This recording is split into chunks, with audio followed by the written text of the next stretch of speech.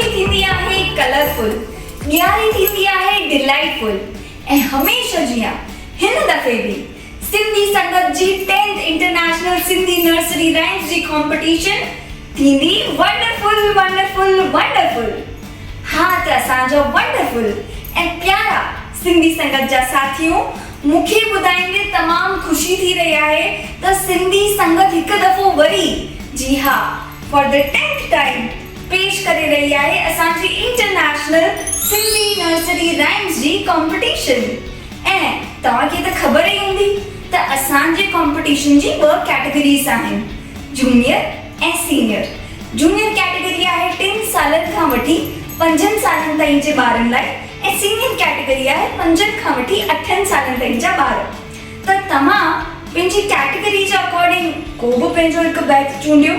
जी हाँ, इहे बैच असांजी वेबसाइट ते अवेलेबल आहिनि, असांजे यूट्यूब चैनल सिंधी संगत किड्स ते बि अवेलेबल आहिनि ऐं असांजी ऐप लर्न सिंधी ऐप ते बि अवेलेबल आहिनि।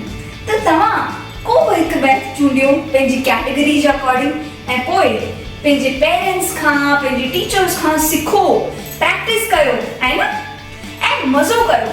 छो जो तव्हां जीअं गिस्कड़ी खाईंदा आहियो, झूला खाईंदा आहियो मज़े सां, अहिड़ो ई मज़ो असांजी कॉम्पिटिशन में कयो। त मज़े सां एक्शन्स कंदे सही उच्चारण सां बैत ॻाईंदे पंहिंजो वीडियो कढी असांखे मोकिलियो। इहो वीडियो तव्हां असांखे वी ट्रांसफर ज़रिए असांजी ईमेल आईडी ते मोकिले सघो था।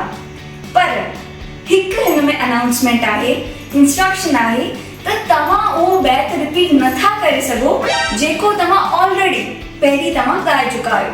त प्यारा ॿारो को बि नओं बैच चूंडियो, उन ते तव्हां प्रैक्टिस कयो ऐं पोइ पंहिंजो वीडियो असांखे मोकिलियो ऐं पोइ खटो इनाम।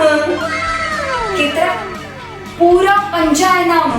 जी हाँ, सिंधी संगत हिन दफ़े ॾेई रही आहे 50 इनाम, जंहिंमें 25 कंप्यूटर टैबलेट्स ऐं 25 स्मार्ट वॉचेस आहिनि असांजे स्मार्ट ॿारनि लाइ।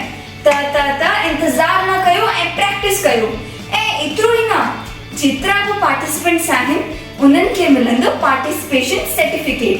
त पंहिंजी तयारी शुरू कयो ऐं असांखे पंहिंजो वीडियो वी ट्रांसफर ज़रिए मोकिलियो। ऐं उन खां पहिरीं तव्हां सभिनी खे बणिजणो आहे सिंधी साथी। जी हाँ, असां रिक्वेस्ट था कयूं त पहिरीं तव्हां सिंधी साथी बणिजो ऐं पोइ पंहिंजे ॿार जो वीडियो असांखे मोकिलियो, छो जो असां त करे रहिया आहियूं तव्हांजो इंतज़ार।